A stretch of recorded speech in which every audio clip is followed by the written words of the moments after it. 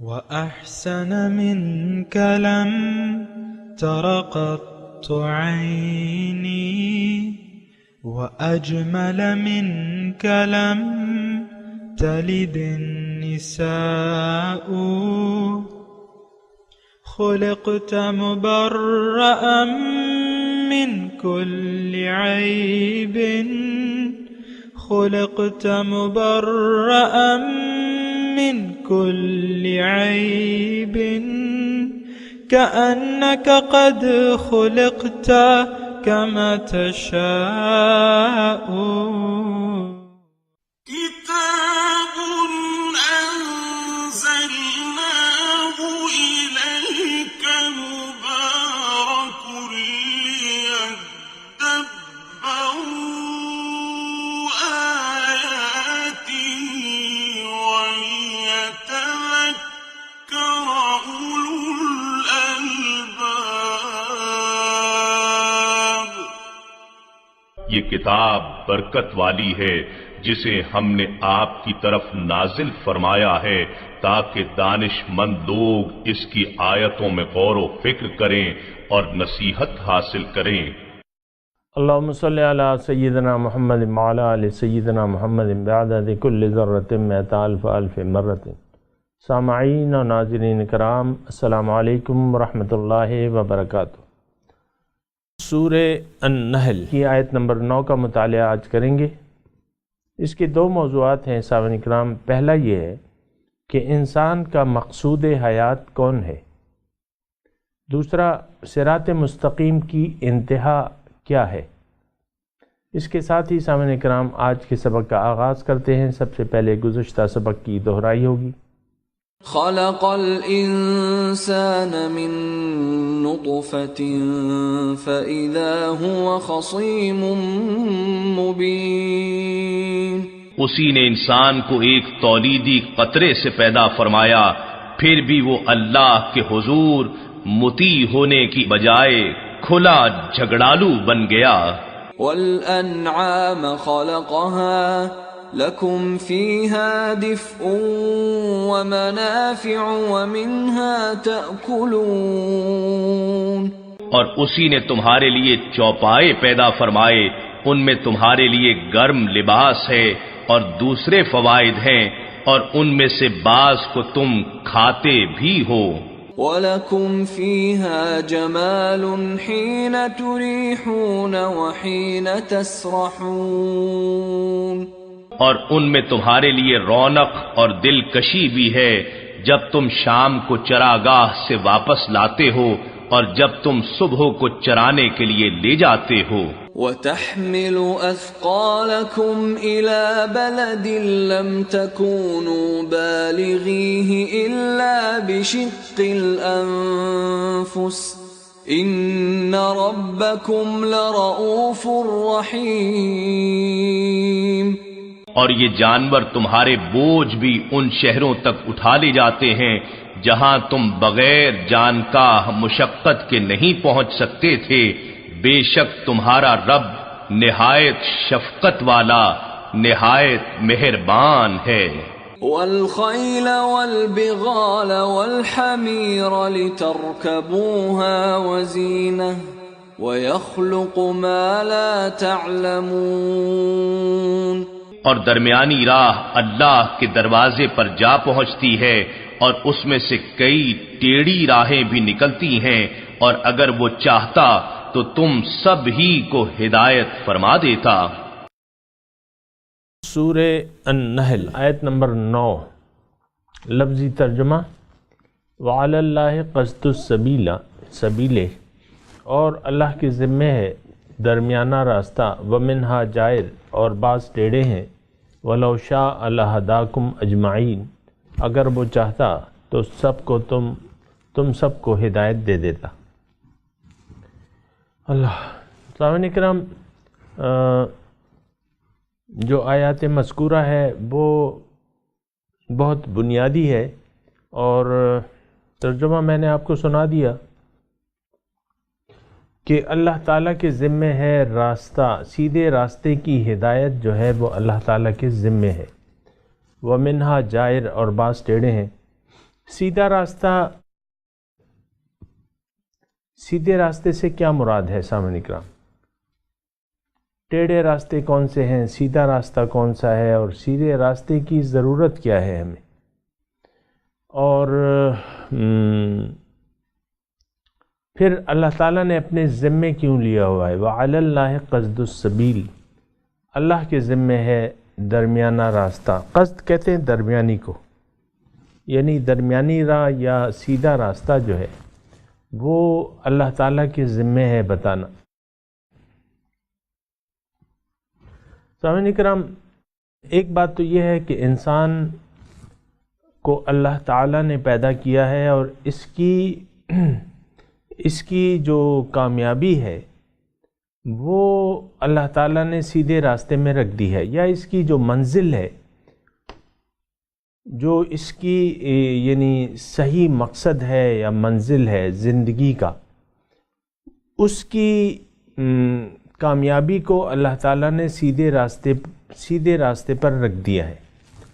صراط مستقیم کی ہم دعا مانگتے ہیں نا اللہ تعالیٰ سے، اہدنا صراط المستقیم، اے اللہ تعالیٰ ہمیں تو سیدھی راستہ بتا۔ اور سیدھے راستے کے بارے میں بہت سے یعنی صرف یہاں ہی نہیں، بہت سی جگہ اللہ تعالیٰ نے یہ الفاظ ادا فرمائے ہیں، اور خصوصاً میں آپ کو یاد دلاؤں گا کہ شیطان نے اللہ تعالیٰ کو چیلنج دیا تھا کہ لَأَقْعُدَنَّ عِنْدَ صِرَاطَكَ الْمُسْتَقِيمِ، اے اللہ تعالیٰ میں تیری سیدھے راستے پر بیٹھوں گا، تیرے لَأَقْعُدَنَّ عِنْدَ صِرَاطَكَ الْمُسْتَقِيمِ، تیری طرف جو سیدھا راستہ آیا ہے۔ یہاں یعنی تھوڑی سی توجہ کریں اور تھوڑا سا غور سے سنیں مضمون کو سامعین کرام۔ سیدھا راستہ ہم کہتے تو رہتے ہیں عام کہ بھئی سیدھے راستے پر چلو، یہ لیکن اس کے مفہوم کو سمجھنے کی ضرورت ہے سامعین کرام۔ سیدھا راستہ ہے کیا؟ نمبر ایک بات تو یہ ہے، اس کی اچھی طرح وضاحت ہو جانی چاہیے آج۔ اور یہ کس کا راستہ ہے، اس کی انتہا کیا ہے؟ بغیر لفظوں کے ہیر پھیر میں آپ کو ڈالے میں آپ کو یہ بتاؤں کہ اللہ تعالی ہمارا مقصد حیات ہے، مقصود حیات اللہ تعالی ہے، اور مزید کسی الفاظ کے ہیر پھیر میں آپ کو ڈالے یہ میں بتا دوں کہ اللہ تعالی مقصد حیات کے کیا معنی ہے۔ انسان اللہ تعالی سے، روح جو تھی اللہ تعالی سے دور تھی، اللہ تعالیٰ نے یہ چاہا، ایک حدیث قدسی کا میں مفہوم آپ کو بتا رہا ہوں کہ کنت کنزا مخفیا فاحببت ان اعرف فخلقت الخلق، پوشیدہ گنجینہ تھا، چھپا ہوا خزانہ۔ میں نے چاہا، اللہ تعالیٰ نے فرمایا ہے کہ میں نے چاہا کہ میں پہچان لیا جاؤں، تو پس میں نے مخلوق پیدا کی۔ اس کا سیدھا مطلب یہ ہے کہ اللہ تعالیٰ یعنی جب یہ کائنات نہیں تھی اور روح موجود تھی، روح تو ہماری ارواح جو موجود تھی اس کے متعلق اللہ تعالیٰ نے چاہا کہ یہ اس کی محبت تھی۔ فاحببت، میں نے یہ چاہا کہ میں جان لیا جاؤں، پہچان لیا جاؤں، یہ لوگ میرے قریب آ جائیں، مجھے دیکھ لیں، میری ملاقات کر لیں۔ تو پس میں نے مخلوق پیدا کی۔ کیوں؟ کہ اللہ تعالیٰ کی ملاقات، یا اللہ تعالیٰ دیکھیں رب سے ملاقات تبھی ممکن ہے جب ہم اس کے راستے پر چلیں اور اس تک پہنچ جائیں، یعنی اس کے قریب ہونا۔ ظاہر ہے یہ جو دوری ہے یہ کیسے دور ہوگی؟ یہ قریب ہونے سے دور ہوگی۔ جب ہم قریب ہو جائیں گے تو دوریاں جاتی رہیں گی۔ تو یہ قربت جو ہے یہ سیدھے راستے، یہ یعنی اس کے قریب ہو کے ہی قربت پیدا ہوگی۔ ملاقات کیسے ہوگی؟ اللہ سے ملاقات کے الفاظ قرآن مجید میں بیان ہوئے ہیں۔ ان الذین لا یرجون لقاءنا وردوا بالحیاۃ الدنیا واطمأنوا بها والذین هم عن آیاتنا غافلون اولئک مأواہم جہنم۔ اللہ تعالیٰ فرماتا ہے کہ جو لوگ میری ملاقات کے متمنی نہیں ہیں، لا یرجون لقاءنا وردوا بالحیات الدنیا، دنیا کی زندگی پہ راضی ہو گئے، واطمأنوا بہا، اس میں مطمئن ہے، اور وہ لوگ جو میرے احکامات سے غافل ہیں ان کا ٹھکانہ جو ہے جہنم ہے۔ ملاقات، ولا تطرد الذین یدعون ربهم بالغداة والعشی یریدون وجہ، اے حبیب اپنی محفل سے ان لوگوں کو ہرگز نہ ہٹائیے، مت جھڑکیے، دور نہ کیجیے ان لوگوں کو اپنی محفل سے جو صبح و شام اپنے رب کو پکارتے رہتے ہیں۔ یدعون ربهم بالغداة والعشی، چاہتے کیا ہیں؟ مکھڑے کے طالب ہیں، یریدون وجہ، ملاقات کے متمنی ہیں، قربت کے متمنی ہے، دیدار کے متمنی ہے۔ تو یہ قریب ہونا، اللہ قریب ہو کے ہی معرفت ہوتی ہے۔ اللہ تعالیٰ فرماتا ہے کہ میں نے، یعنی قریب کیسے ہوں گے؟ بندگی سے۔ تو بندگی جو ہے دنیا میں زندگی کا مقصد ٹھہرا، ما خلقت الجن والانس الا لیعبدون۔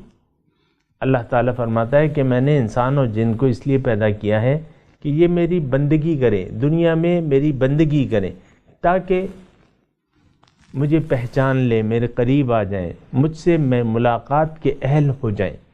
حاصل بندگی کیا ہے سامعین کرام؟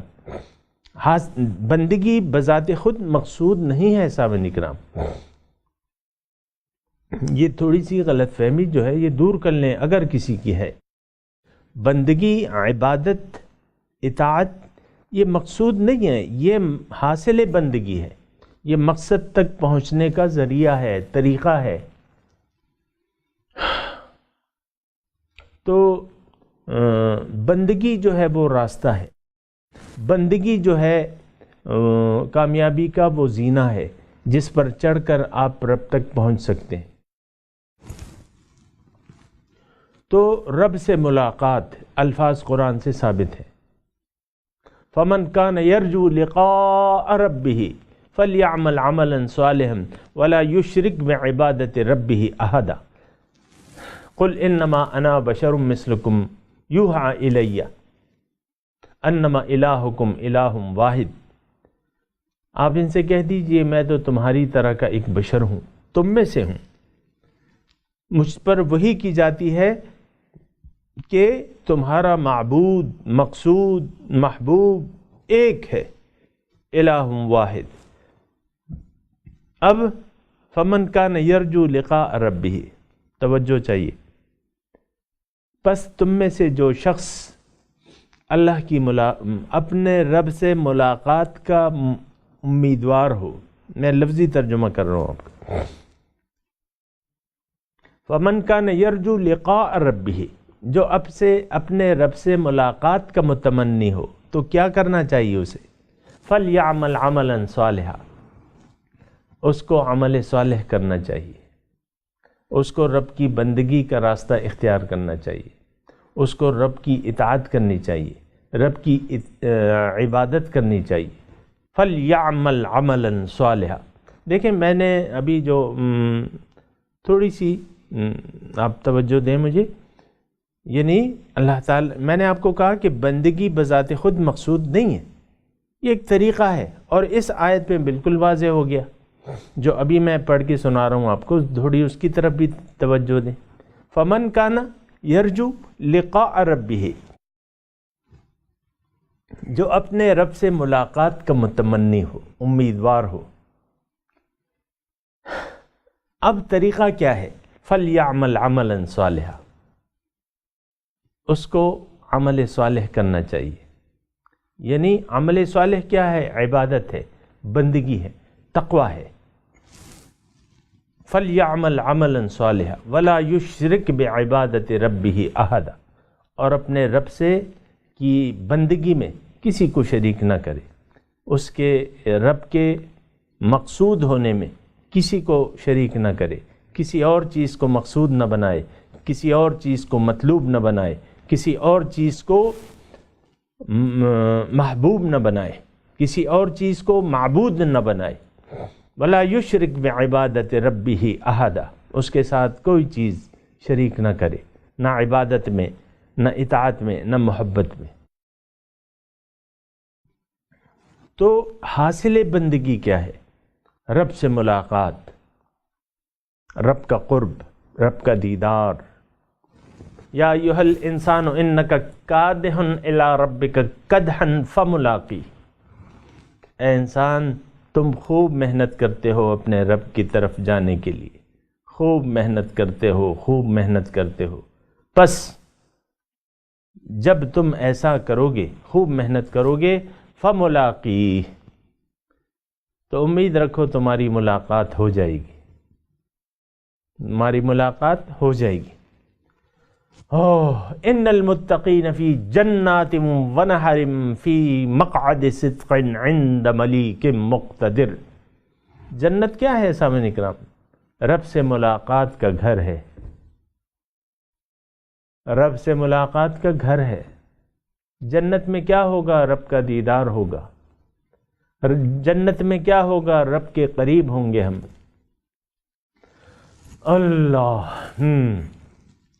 تو ان المتقین، متقی جو ہیں، سورہ قمر کی آخری آیت ہے. متقین کہاں ہوں گے؟ قیامت کے دن اپنے مقصود کے پاس ہوں گے، اپنے محبوب کے پاس ہوں گے. فی جنات، باغات ہوں گے، نہریں ہوں گی، اس معزز بیٹھنے کی جگہ ہوں گے. کہاں؟ عند ملیک مقتدر، اس مقتدر بادشاہ کے دربار میں. سبحان اللہ، کہیے سبحان اللہ. بہت عظیم الشان درجہ ہے. انسان رب کے دربار میں، انسان رب سے ملاقات، انسان کی رب کا دیدار، بہت بڑی بات ہے سامنے. اس سے بڑی کوئی چیز ہو ہی نہیں سکتی. کوئی قیمتی چیز، کوئی اعلیٰ چیز اس سے ہو ہی نہیں سکتی سامنے. یہ مال و دولت دنیا بتان وہم و گما، لا الہ الا اللہ، سارے بت ہیں جو ہم نے بنائے ہوئے ہیں، جن کو ہم نے اللہ کو بھلا کے اپنی منزل بنا لیا ہے. بتان وہم و گما، کچھ بھی نہیں ہے. رب سے ملاقات کے مقابلے میں ان کی حیثیت جو ہے کچھ بھی نہیں.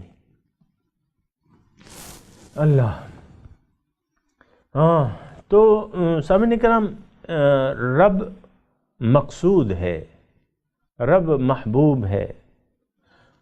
انسان آیا ہی دنیا میں اس لیے ہے کہ یہ دنیا، میں آپ کو تھوڑے سے الفاظ میں اگر اس دنیا کی وضاحت کروں کہ دنیا میں ہم کیوں آئے ہیں، بغیر کسی الفاظ کے ہیر پھیر کے میں آپ کو یہ بتا دوں کہ یہ دنیا ہے کیا، اس کی حقیقت کیا ہے، یہ جگہ کیا ہے، کیسی جگہ ہے. یہ دیکھیں، اللہ مقصود ہے ہمارا. لا مقصودہ الا اللہ، لا محبوبہ الا اللہ. اب جو رب کو چاہتے ہیں، والذین آمنوا اشد حبا للہ، جو ایمان والے ہیں وہ شدید محبت کرتے ہیں اللہ سے. تو شدید محبوب سے ملاقات کی تیاری کی جگہ ہے یہ. دیکھیں، رب سے ملاقات، رب کا دیدار، یہ کوئی آسان کام نہیں ہے سامنے کا. بہت اس کے لیے کوشش ہونی چاہیے، بہت استعداد ہونی چاہیے، بہت محنت ہونی چاہیے. دیکھیں، موسیٰ علیہ السلام نے رب کے دیدار کا مطالبہ کیا تھا. بات چیت تو ہوتی تھی، لیکن دیدار، پہلی جو ملاقات ہوئی وہ بھی آگ کے پردے میں ہوئی تھی. آگ نظر آئی، موسیٰ علیہ السلام اس کو آگ سمجھے۔ تو پردے میں تو ملاقات ہماری بھی ہو سکتی ہے۔ یہ دنیا کیا ہے؟ یہ پردہ ہے، یہ پردہ ہے، اس کے پیچھے کیا ہے؟ اللہ کا ارادہ ہے اس کے پیچھے۔ تو یہ سب کچھ اللہ نور السماوات والارض۔ بہرحال موسیٰ علیہ السلام کی میں بات کر رہا تھا کہ موسیٰ علیہ السلام نے چاہا، خواہش ظاہر کی، رب ارنی انظر الیک، رب دیدار، سوال کیا، تڑپ تو ہے نا، انظر الیک، جواب کیا آیا؟ لن ترانی، تم مجھے نہیں دیکھ، تم تاب نہیں لا سکتے، میرے دیدار کی تاب نہیں لا سکتے۔ اسی لیے تو میں کہہ رہا ہوں سامعین اکرام کہ رب سے ملاقات ادھر ادھر یہ آسان کام نہیں ہے، اس کے لیے بڑا زور، بڑی محنت، بڑی استعداد چاہیے، اور اللہ تعالیٰ کے راستے پر چلنے سے وہ استعداد پیدا ہو جاتی ہے، اللہ کی بندگی اختیار کرنے سے انسان میں وہ اہلیت پیدا ہو جاتی ہے۔ بہرحال موسیٰ علیہ السلام کی تسلی کے لیے اللہ تعالیٰ کی طرف سے ارشاد ہوا کہ وَلَكِنْ انظُرْ إِلَى الْجَبَلِ، موسیٰ پہاڑ کی طرف دیکھو، سامنے پہاڑ ہے تمہارے طور، تو اس کی طرف دیکھو، فَإِنِ اسْتَقَرَّ مَكَانَهُ، اگر وہ اپنی جگہ ٹھہر گیا، میں اس پہ ایک جلوے کی کرن ڈالتا ہوں، اگر وہ اسے سہ گیا، اور اپنے مقام پر ٹھہر گیا، فَإِنِ اسْتَقَرَّ مَكَانَهُ فَسَوْفَ تَرَانِي، تم بھی دیکھ لو گے۔ فَلَمَّا تَجَلَّى رَبُّهُ لِلْجَبَلِ جَعَلَهُ دَكَّا، جب موسیٰ علیہ السلام نے جب اللہ تعالیٰ نے طور پہ ایک جلوہ ڈالا، یہ تو وہ دیدار نہیں تھا، یہ ایک تجلی تھی، ایک کرن تھی، سورج اور اس کی چھوٹی سی روشنی کی کرن، یہ مثال ہے تجلی۔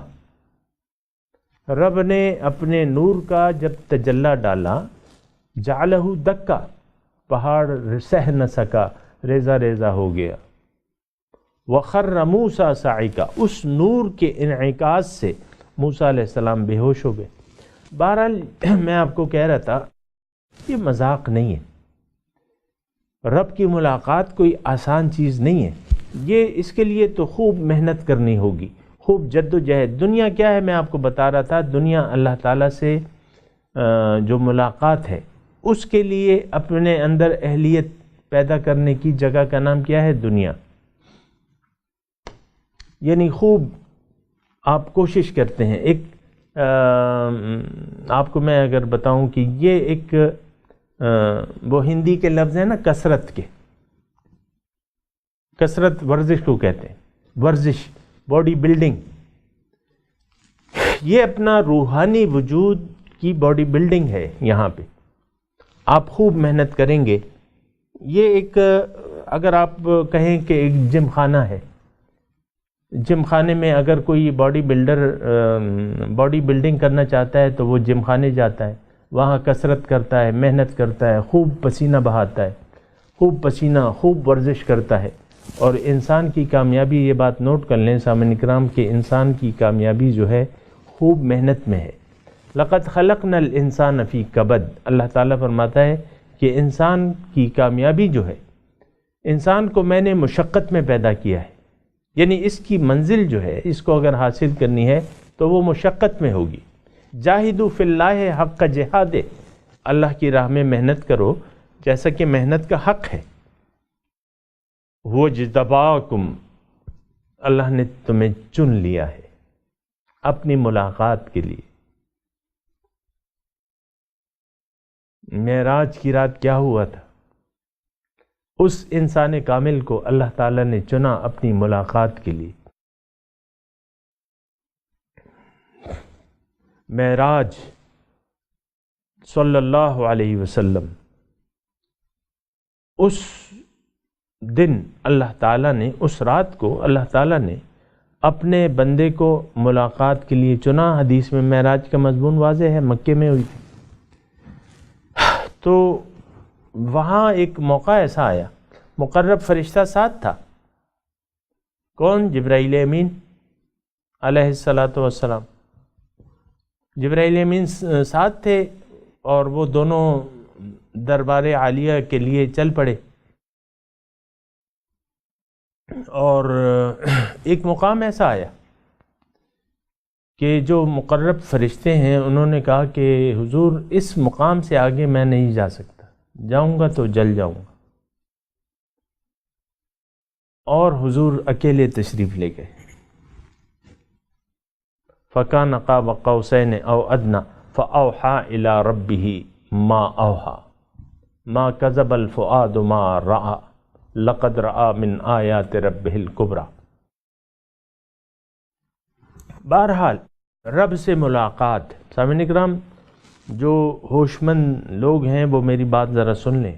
رب سے یہ پیسے جمع کرنے کی جگہ نہیں ہے، یہ دنیاوی مال و متاع جمع کرنے کی جگہ نہیں ہے دنیا، یہ عہدے حاصل کرنے کی جگہ نہیں ہے، یہ دنیا کو مقصد بنانا کچھ بھی نہیں ہے اس میں۔ رب سے ملاقات کی تیاری ہے، رب سے ملاقات کی تیاری ہے، رب سے ملاقات، اس کے لیے جد و جہد، اس کے لیے محنت۔ پھر اللہ تعالیٰ نے، دیکھیں میں اب مضمون سمیٹ رہا ہوں، اللہ تعالیٰ نے انسان کو اپنے لیے پیدا کیا اور اس کو اپنا راستہ بتایا۔ آسان بات ہے، اس میں مزید کسی دلائل کی اتنی ضرورت نہیں ہے، قرآن واضح ہے بالکل۔ دیکھیں جو حضور صلی اللہ علیہ وسلم ہے وہ کس طرف دعوت دے رہے ہیں؟ ہمیں داعین الی اللہ، بھئی چلو اللہ کی طرف، اللہ کی طرف رخ پھیر لو، وَأَنِيبُوا إِلَىٰ رَبِّكُمْ، اللہ کی طرف رجوع کر لو، اللہ تعالیٰ کی طرف رخ پھیر لو، اللہ کو منزل بنا کے اللہ کے راستے پر چلنا شروع کر دو۔ داعین الی اللہ حضور کا مقام ہے۔ قل ھذہ سبیلی ادعو الی اللہ، سورہ یوسف کی آیت ہے۔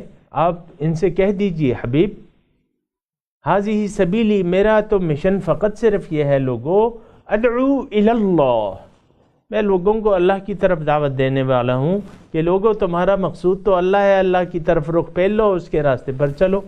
ان ربی علی صراط مستقیم،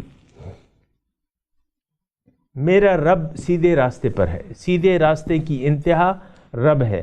وعلی اللہ قصد السبیل، اب یہ سیدھا راستہ کون سا ہے؟ اللہ کی ذمہ داری ہے سیدھا راستہ بتانا، وعلی اللہ، اللہ تعالیٰ کی ذمہ داری ہے۔ ان علینا للہدی، کامیابی کا راستہ بتانا میری ذمہ داری ہے، اللہ تعالیٰ نے اپنی ذمہ داری لی۔ جبھی تو ان آدم کے ساتھ ہی ہدایت کا سلسلہ شروع ہو گیا۔ انسان نہیں تھا، انسان ابھی عالم بالا میں تھا، اس کو ہدایت ملی۔ اہبطوا منہا فإما یأتینکم منی ھدی فمن تبع ھدایا فلا خوف علیہم ولا ھم یحزنون، اترو یہاں سے، میں تمہیں بتاؤں گا کہ کیا کرنا ہے، سیدھا راستہ بتاؤں گا، اس پہ چلنا، جو اس راستے پر چلا تو وہ کامیاب ہو جائے گا۔ تو بہرحال سامعین اکرام، یہاں میں اپنے وقت کی قلت کی وجہ سے آپ سے اجازت لے رہا ہوں، اور انشاءاللہ اس پہ تھوڑی سی بات ہوگی۔ اور ابھی آپ تلاوت پڑھ لیجئے، یہ ایک آیت پڑھتے ہیں تبرک کے طور پہ، کل انشاءاللہ دوبارہ پڑھیں گے۔ اعوذ باللہ من الشیطان الرجیم، بسم اللہ الرحمن الرحیم، وعلی اللہ قصد السبیل ومنہا جائر وَلَوْ شَاءَ لَهَدَاكُمْ أَجْمَعِينَ۔ وَعَلَى اللَّهِ قَصْدُ السَّبِيلِ، ترجمہ سنائیے۔ اللہ کے ذمے درمیانہ راستہ انسان کو دکھانا اللہ کے ذمے ہے۔ وَمِنْهَا جائر، بعض ٹیڑھے ہیں، وَلَوْ شَاءَ لَهَدَاكُمْ أَجْمَعِينَ، اگر اللہ تعالیٰ چاہتا تو تم سب کو اس کی ہدایت دے دیتا۔ سامعین اکرام، اس کے ساتھ ہی آپ سے اجازت چاہتے ہیں اور آخر میں ان آیات کی تلاوت اور اس کا ترجمہ سنتے ہیں۔ وَعَلَى اللَّهِ قَصْدُ السَّبِيلِ وَمِنْهَا جَائِرٌ وَلَوْ شَاءَ لَهَدَاكُمْ أَجْمَعِينَ۔ It is for God to point out the paths, but some of them are flawed. Had He willed, He could have guided you all. اس کے ساتھ ہی سامعین اکرام آج کے درس کا وقت اختتام کو پہنچا۔ انشاءاللہ اگلے درس میں ملاقات ہوگی۔ وآخر دعوانا ان الحمد للہ رب العالمین، والسلام علیکم ورحمۃ اللہ وبرکاتہ۔